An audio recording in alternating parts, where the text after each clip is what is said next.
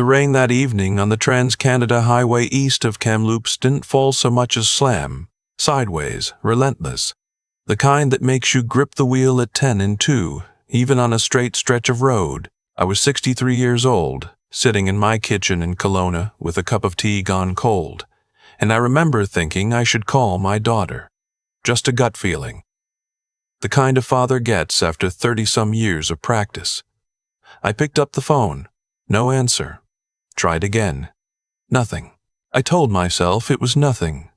She was probably in the bath, or watching something on Netflix, or her ringer was off.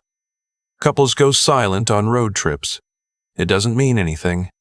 But my daughter never left a call from me unanswered for more than 20 minutes. Not once in her life. Let me go back a bit. Her name is Joanna. Jo, we've always called her. She was 31 when all of this happened. A physiotherapist at a clinic in Kelowna, kind to the point where I sometimes worried about her. The sort of person who'd stay late to help a patient relearn how to walk and never mention it to anyone. She met her husband, Trevor, at a friend's wedding outside Penticton 4 years before any of this. He seemed fine. Honestly, he seemed fine. Quiet, clean-cut. Worked in commercial real estate development out of Vancouver. His family had money. Not flash-it-around money. More like old roots money. The kind that settles into a person's posture and the way they look past you when they think you're not interesting enough. His parents, his father Kendall and his mother Sheila, lived in a large house on the water near West Vancouver. I'd been there twice. Both times I sat in their living room with a drink I didn't ask for, looking out at the view, feeling like a man waiting for his number to be called at the DMV. Kendall was the type who'd correct your pronunciation of a wine region and expect a thank you for it. Sheila smiled in a way that never reached her eyes when she looked at me. I was a retired electrician from the Okanagan. I raised Jo on my own after her mother passed when Jo was 9. I drove a 2014 F-250 and I was proud of it. That was apparently enough information for them to have made up their minds. Jo tried to tell me things were fine. She always tried to tell me things were fine. But I noticed. The small things. She stopped correcting Trevor in conversation the way she used to, that playful back and forth they had early on. She stopped suggesting we do holidays my way. She lost 10 pounds in a year and told me it was stress at work. She flinched, just slightly, when Trevor raised his voice at a hockey game on TV. Just slightly. But I noticed. The trip was Trevor's idea. A long weekend at his family's property near Blue River, up in the Thompson-Nicola region. 6-hour drive from Kelowna, deep in the mountains, a private cabin on the river. He told Jo it was a family reconnection thing, that his parents would be there, his brother Mitch, and Mitch's girlfriend. A chance to put old tensions to rest was how Jo described it to me on the phone the Thursday before they left. Something about that phrase made my stomach tighten. I called my brother Ted that night. Ted is 59, 4 years younger than me, and he spent 22 years with the RCMP before retiring and starting his own private investigations firm in Burnaby. He's the kind of man who notices things I don't even know I'm noticing. I told him about the trip, about the phrase, about the way Jo's voice sounded carefully neutral when she said it, the particular tone she uses when she's bracing herself for something she doesn't want to name. Ted said, "Give me the address of the property." I said, "Ted, I don't want to overreact." He said, "You're not overreact." He bench-it. "Give me the address." I gave it to him. They left Friday morning. Jo texted me from the road, a photo of the Okanagan Lake near Vernon, the water silver in the early light. I texted back a heart. I watched the little red receipt appear, and I put the phone face down on the counter, and I told myself to leave it alone. By Saturday evening, I hadn't heard from her in 11 hours. I called Trevor. Voicemail. I called Jo again. Voicemail. I told myself the cell service in that part of the mountains was notoriously bad, which was true. I had driven through Blue River once, years ago, and my phone had been useless the whole time. I told myself that. I called Ted. He answered on the first ring. "I've been watching the weather up there," he said before I could speak. "There's a flash flood warning on the North Thompson Valley. Roads are going to be bad tonight," I said. "I can't reach her." There was a pause, a short one. "I know. I've been trying to reach my contact at the detachment in Clearwater. I'll call you back." He called back 40 minutes later.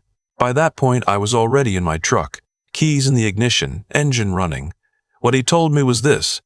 Earlier that afternoon, a report had come in to the Clearwater RCMP from a couple traveling north on Highway 5. They'd stopped to help a woman on the shoulder of the road, about 12 kilometers south of Blue River. The woman was in her early 30s, no coat, no bag, standing in the pouring rain on a stretch of highway with no shelter within walking distance. She told them her name was Jo, and that her husband's family had made her get out of the car. Made her get out of the car. I still can't write that sentence without my hands doing something they shouldn't. Apparently there had been an argument at the cabin. Jo had said something at dinner, something about feeling unwelcome, and the way Ted described it later, Kendall had decided the weekend was over. They packed up Saturday afternoon, but somewhere on the drive back, the convoy of vehicles, Trevor and Jo in one, Kendall and Sheila in another, Mitch and his girlfriend in a third, had stopped. And when the convoy left again, Jo was not in the car. The couple who stopped had given her their emergency rain poncho and called 911. A Clearwater RCMP officer reached her 20 minutes after the couple called it in. She was hypothermic and shaking, and she told the officer she was fine. She told them it was a misunderstanding. She was still trying to protect him. The officer took her to the hospital in Clearwater anyway, where they treated her for mild hypothermia and kept her overnight. She'd been there for 2 hours before she finally called me, and I missed it. I'd already been driving north on Highway 97 for 45 minutes, and my phone had been face down on the passenger seat. I found out she was safe before I got to Merritt. I pulled into a gas station parking lot and sat with the engine running for a while. The rain was so heavy I couldn't see the pumps 10 feet away. I called her room at the hospital. She answered, and her voice was scratchy and small, and she said, "Dad, I'm okay." I said, "I know you are. I'm coming." She said, "You don't have to." I said, "I'm already past Merritt." She went quiet for a moment. Then she said, "Okay." I got to Clearwater at midnight. She was in a hospital bed wearing one of those thin gowns, an IV in her arm for fluids, her hair still damp. She looked like she was 9 years old again, the way she used to look when she had a fever, and I'd sit on the edge of her bed and pretend I wasn't scared out of my mind. I sat down in the chair beside her and I held her hand and I didn't say anything for a while. She told me later, over the next few days, what had really happened in that cabin. It hadn't been just the one argument. The whole weekend had been a slow construction of a trap. Sheila had made comments throughout, about Joe's job, about the neighborhood they lived in, about the fact that Joe and Trevor didn't have children yet, about the kind of family Joe came from, about me. Trevor had not disagreed with a single one of them. When Joe had finally, quietly said at dinner that she felt like she was being treated unfairly, Kendall had looked at her across the table and said, "Then maybe you'd be more comfortable somewhere else." She'd thought he was being rhetorical. He was not. They made Trevor pull over. They told Joe to get her things from the back seat. She thought they meant they were stopping for the night, changing hotels, something. She didn't understand what was happening until the door closed and the car moved. Trevor did not look back. I called Ted from the hospital parking lot while Joe slept. I said, "What do you need from me?" He said, "Nothing. I started 2 days ago." I should explain something about Ted. When he retired from the RCMP, he didn't retire from the work. He'd spent the last 12 years on the job in financial crimes, and when he went private, he kept his contacts and his methods. He was meticulous. He was patient, and he had a particular sensitivity, developed over 2 decades, for people who believed that wealth was sufficient insulation from consequence.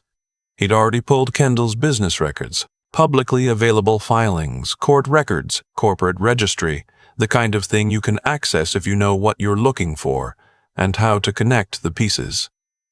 What he found in those first 2 days was enough to make him go deeper. Kendall's development company, a mid-sized firm that worked primarily in multifamily residential projects in the Lower Mainland, had a history. Not a criminal history, not yet, but a pattern. 3 former business partners over 15 years, each of whom had exited the company in circumstances that, when you looked at the documents carefully, didn't quite make sense. One of them, a man named David, had died in 2019, a cardiac event at 54. His family had received a settlement from Kendall's firm shortly afterward. The settlement was sealed. David's adult son had tried to pursue the matter through a civil attorney and dropped the case 18 months later. The attorney who dropped the case had, within 6 weeks, received a significant referral from one of Kendall's associates. This was the part where Ted stopped being a former RCMP officer and started being a man with something to prove. He reached out to David's son. Quietly, carefully, they met in person in Burnaby. David's son told Ted that his father had been pushed out of the partnership right before a major project close, a project that would have entitled David to a significant payout. He died without ever receiving what he was owed. His son had been 26 at the time, with no money for a lawyer and no understanding of how to fight a firm with Kendall's resources. The case had been quietly buried. Meanwhile, Jo came home. I drove her back to Kelowna, and she stayed with me for 2 weeks. Trevor called once, on the 3rd day. She answered. I sat in the other room and I couldn't hear the words, but I could hear the tone, his, flat and slightly impatient, and hers getting quieter and quieter until it stopped. She came out of the bedroom and handed me a cup of coffee and said, "He said it wasn't what it looked like." I said, "What did you say?" She said, "I said I needed time." I nodded. I didn't push, but I called Ted that night and said, "Whatever you have, keep going."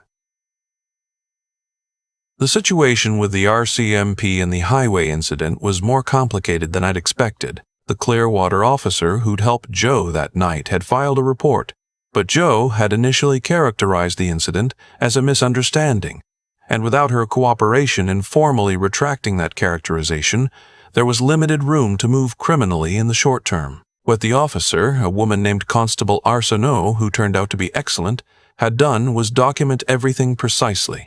The details were in the file. The file existed. That mattered. What changed things was David's son. Ted had continued building the picture. By the 3rd week after the highway incident, he had a 40-page document that walked through Kendall's pattern of conduct, the ousted partners, the sealed settlements, the business relationships used to silence opposition. He brought it to a contact at the RCMP's Financial Crimes Division in Vancouver, a former colleague who was now a staff sergeant, not to file it, not yet, just to put it in front of someone who could evaluate it. The staff sergeant read it over a weekend. Monday morning he called Ted. I didn't know any of this was happening in real time. Ted didn't tell me because he didn't want me involved in a way that could create problems later. He told me afterward, once it was done, and even then he only told me the broad lines. Some of the details I put together myself. Some I'll never know. What I know is this. In early November, Kendall and 2 associates were contacted by the RCMP's Financial Crimes Unit regarding an investigation into the company's 2017 and 2019 partnership agreements. The investigation was not announced publicly. It was not a dramatic arrest. No one knocked down a door. It was a quiet, methodical process, the kind that takes years and ends in court dates, not headlines. But it began. And once it began, certain things started to shift. 3 of Kendall's current development partners, men who had their own reputations to protect, began reviewing their exposure. 2 of them pulled back from active projects. One issued a statement through his lawyer. Kendall's firm, which had been in the middle of closing financing for a residential tower in Burnaby, found the financing suddenly uncertain. Sheila, who sat on the board of 2 local charitable organizations, received inquiries about her husband's legal situation. She resigned from both boards, not under pressure officially. She just quietly stepped back.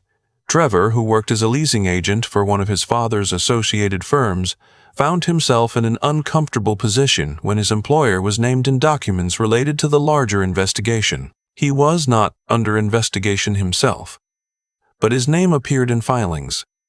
His phone stopped ringing with the referrals it used to ring with. Joe served Trevor with divorce papers in December. Her lawyer was good, a woman who specialized in marital property law in BC, highly recommended by a colleague of Ted's. Given the circumstances of the highway incident and the documentation of the ongoing financial investigation into her husband's family business, the proceedings moved with a clarity that surprised even the lawyer. Trevor, advised by counsel that contesting aggressively would only draw more attention to his family's situation, agreed to terms that were fair. That was the word his lawyer used repeatedly in correspondence. Fair. Joe got the condo. She kept her car, her retirement savings, and the dog, a stocky, opinionated border collie named Frank, who had made his preference for Joe evident from approximately 2 weeks into the marriage. She also received a settlement that, while not large by Vancouver standards, was enough to matter. She didn't start a foundation with it, though I suggested she could. She bought a better ultrasound machine for her clinic and paid off the last of her student loans. The last time I talked to Ted about all of it, we were sitting on my back deck in Kelowna on a warm evening in late May, drinking beer and watching the sun take its time going down behind the hills on the other side of the lake. I said, "Did you know, when you started, what you were going to find?" He said, "I suspected there was something to find. People like Kendall always have something to find." I said, "You didn't have to do all that." He looked at me sideways, the way he's been looking at me sideways since we were kids, and I said something he thought was slightly dim. "She's my niece," he said. "What did you expect me to do?" I didn't have an answer for that. I lifted my beer and we sat with the quiet for a while. Joe came over for dinner that night, Frank trotting ahead of her up the driveway. She was lighter than she'd been in 2 years. Not just the weight, but something in the way she moved, the way she talked, the way she laughed at something Ted said, and the laugh went all the way to her eyes. She looked like herself again. She looked like the woman I'd watched grow up in this house, the one who'd learned to ride a bike in this driveway and cried her way through calculus at that kitchen table and driven away for university on a Tuesday morning in September while I stood at the end of the driveway and pretended I wasn't watching until her taillights disappeared. I did the dishes after dinner while they sat on the deck.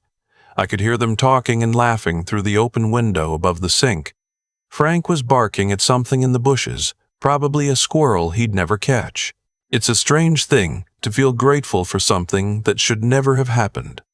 I don't think the Harrington family, the Kendall and Sheila Harrington type, the people who've convinced themselves that their money and their name are a kind of permanent weather system, that everything else simply has to accommodate.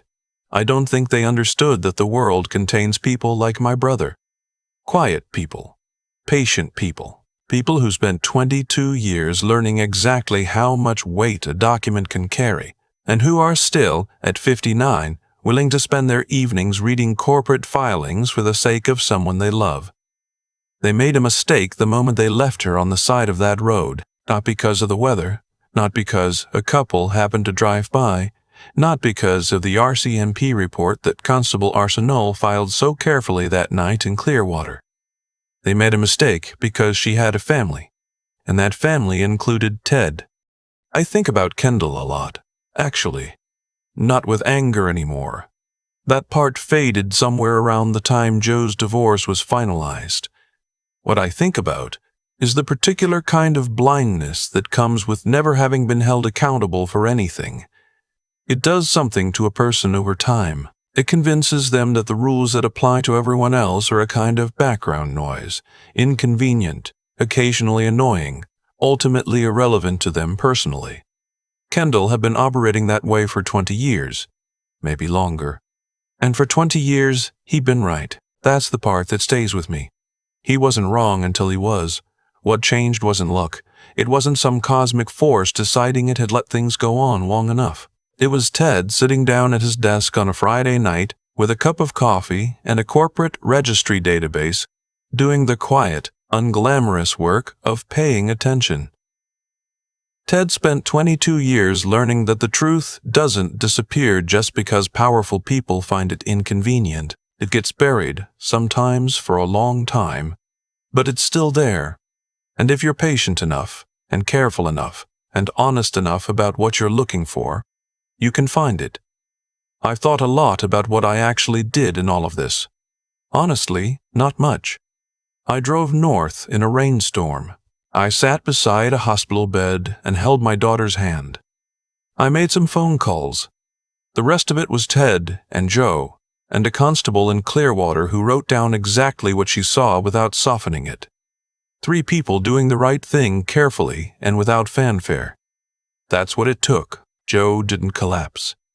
That's the thing I'm most proud of, and I had nothing to do with it. When she came to stay with me those 2 weeks in October, she was shaken and exhausted, and her trust in her own judgment had taken a serious hit. But she didn't fold. She let herself be looked after for a while, and then she got back up. She found a good lawyer. She made clear-eyed decisions about her own future.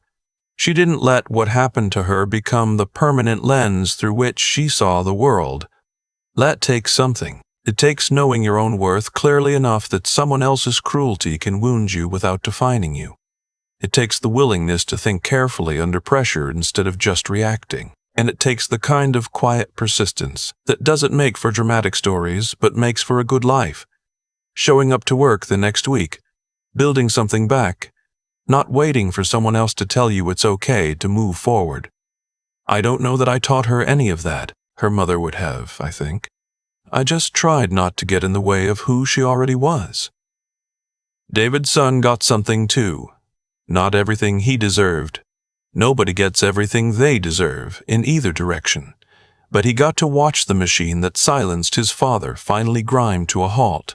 He told Ted it mattered to him. I imagine it did. Some damage can't be undone.